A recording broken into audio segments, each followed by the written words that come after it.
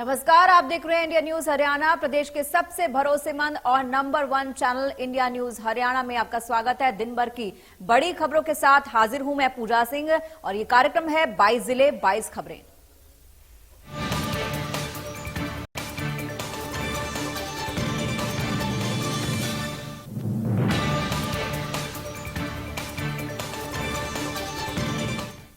तो चलिए 22 जिले 22 खबरों में सबसे पहले जान लेते हैं आज की पहली खबर क्या है। कांग्रेस के विधायक कुलदीप बिश्नोई ने विधायक पद से इस्तीफा देकर बीजेपी का दामन थाम लिया।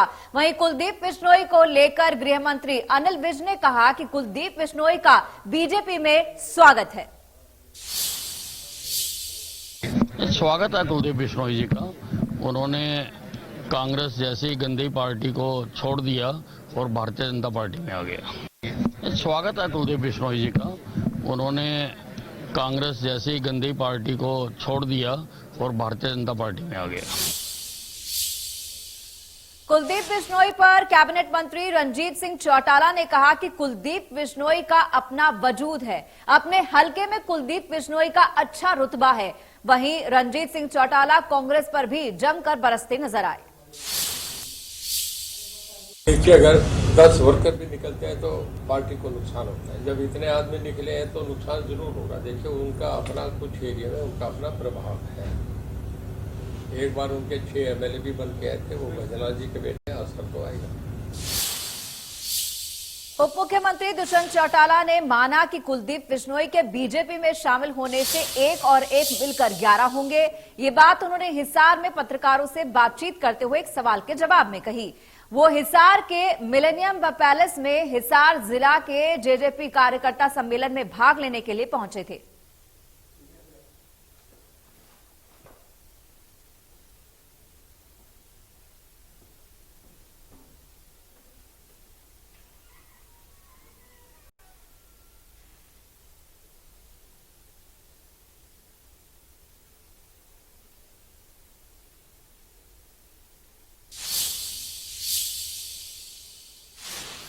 उप मुख्यमंत्री दुष्यंत चौटाला ने हिसार में निर्माणाधीन महाराजा अग्रसेन अंतर्राष्ट्रीय हवाई अड्डे की हवाई पट्टी का औचक निरीक्षण किया। इस अवसर पर उन्होंने पीडब्ल्यूडी और संबंधित विभागों के अधिकारियों को मौके पर बुलाकर हवाई पट्टी में प्रयुक्त निर्माण सामग्री की गुणवत्ता के बारे में भी जानकारी हासिल की। उनके आगमन की सूचना पर मौके पर पहुंचे अधिकारियों ने हवाई पट्टी के निर्माण को लेकर अभी तक हुई प्रगति की रिपोर्ट भी उप मुख्यमंत्री को दी।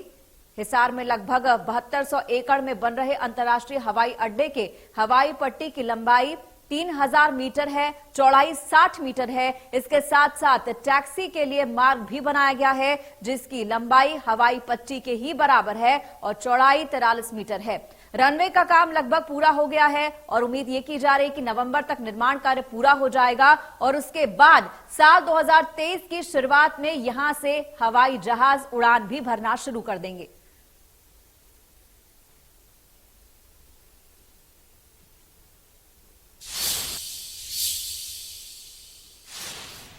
हरियाणा के शिक्षा एवं पर्यटन मंत्री कंवरपाल गुर्जर का कहना है कि हरियाणा टूरिज्म का फिलहाल निजीकरण का कोई इरादा नहीं है, लेकिन भविष्य में निजीकरण किया भी जा सकता है।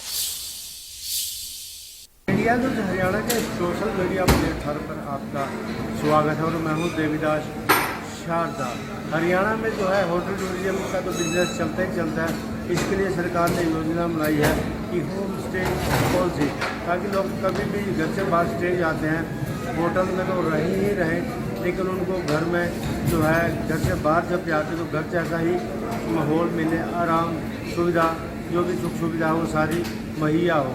इसके लिए जो होम स्टे पॉलिसी, इसके लिए 15 लाख रुपए तक का सरकार लोन भी देती है, बशर्ते उसमें 5 कमरे बने हों। जो उसका इंटरेस्ट है वो बिल्कुल फ्री ऑफ इंटरेस्ट सरकार की तरफ से मदद की जाती है। इसके लिए आज सेमिनार भी किया गया है, जिसमें शिक्षा मंत्री कंवरपाल गुर्जर ने प्रमोट भी किया। वो चाहते हैं कि तक तो कम से कम 35 से 40 लोग ही इस रास्ते में आए। वो चाहते हैं कि 100 से ज़्यादा लोग होम स्टे का फ़ायदा उठाएं और टूरिज्म की तरफ बढ़े, क्योंकि जब टूरिज्म बाहर से आता है तो उसमें रहने का, सहने का, गांव का, देश का, प्रदेश का कैसा माहौल है उससे भी मिलने का और सारी जानकारियाँ लेने का एक मौका मिलता है। यमुनानगर से दिल से शारदा इंडिया।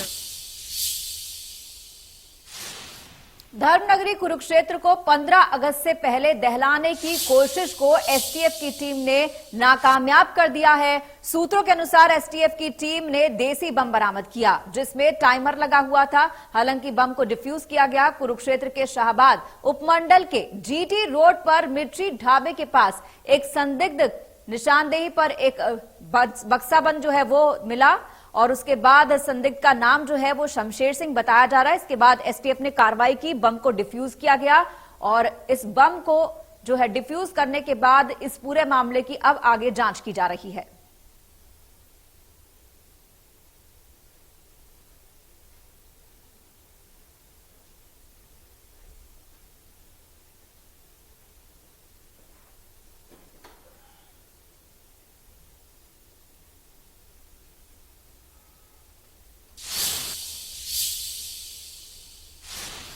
दादरी में जागरण के दौरान लोक गायिका राकेश चौरान पर फायरिंग करने के मामले में पुलिस ने 2 आरोपियों को गिरफ्तार करने में सफलता हासिल की है।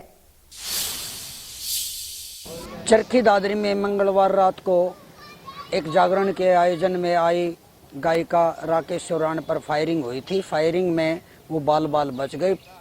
इसकी सूचना पाकर मौके पर पहुंची पुलिस ने शिकायत दर्ज कर जांच शुरू कर दी और 2 टीमें बनाई गई थी, CIA 1 और CIA 2 को। आज उन 2 आरोपियों को गिरफ्तार कर लिया गया है जिन्होंने ये फायरिंग की थी। उनसे 1 कट्टा देसी व 2 राउंड बरामद किए गए और उन्हें न्यायालय में पेश किया गया। DSP राम सिंह का कहना है कि इसमें पुलिस ने तत्परता दिखाते हुए बत्तरखेड़ी से दोनों आरोपियों को गिरफ्तार कर लिया गया है। आज उन्हें न्यायालय में पेश किया जाएगा। चरखी दादरी से इंडिया न्यूज के लिए सुरेंद्र शर्मा।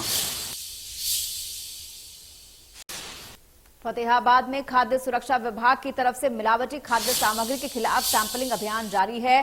टीम ने स्वामी नगर में एक केटरिंग के गोदाम पर छापा मारा और रसगुल्ले, गुलाब जामुन, पनीर, दही के सैंपल लिए। सुरेंद्र पुरिया ने बताया कि सैंपल्स को जांच के लिए भेजा गया है और आगे की कार्रवाई की जा रही है। उन्होंने बताया कि लगातार खाद्य पदार्थों में मिलावट और निम्न स्तर की खाद्य सामग्री यूज करने की शिकायतें आ रही हैं। इसके साथ ही मानसूनी सीजन में साफ सफाई न होने से बीमारियां भी फैल सकती हैं।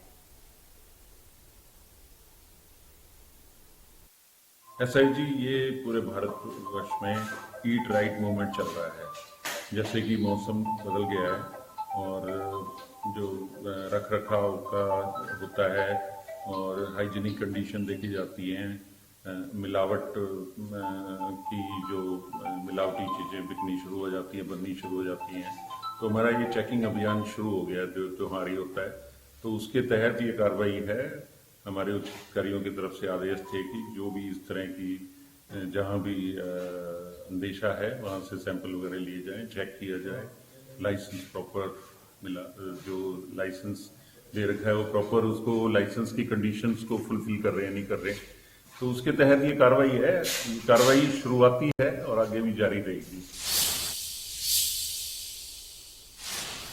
बढ़ते आगे, साइबर ठगी का अब नया ट्रेंड चल रहा है। लोगों के मोबाइल फोन में बिजली बिल अपडेट नहीं होने के कारण रात को कनेक्शन कटने का मैसेज आ रहा है। मैसेज में नीचे बिल अपडेट कराने के लिए ऑफिसर का नंबर लिखा है। जब लोग नंबर पर कॉल करते हैं तो ठग खुद को बिजली निगम के मुख्यालय पंचकुला का उच्च अधिकारी बताता है। बिल अपडेट कराने के लिए ठग अपनी बातों में उलझाकर ऐप डाउनलोड कराता है। ऐप के जरिए UPI ID संबंधित पूरी जानकारी लेकर खाते में पड़े पैसे निकाल लेता है। कैथल में जनवरी से लेकर अब तक 1930 नंबर पर आने वाली कॉल्स के आंकड़ों के अनुसार 401 लोगों के साथ 1 करोड़ 4 लाख रुपए की ठगी हो चुकी है। साइबर थाना SHO राजफूल सिंह का कहना है कि यदि बिजली कनेक्शन काटने संबंधी मैसेज आता है तो अगले दिन नजदीक के बिजली निगम कार्यालय में जाकर ही आप जानकारी हासिल कीजिए या फिर बिल पर लिखे ऑफिशियल नंबर पर बात कीजिए। इसके साथ ही बिजली विभाग के टोल फ्री नंबर पर भी आप शिकायत कर सकते हैं या जानकारी हासिल कर सकते हैं।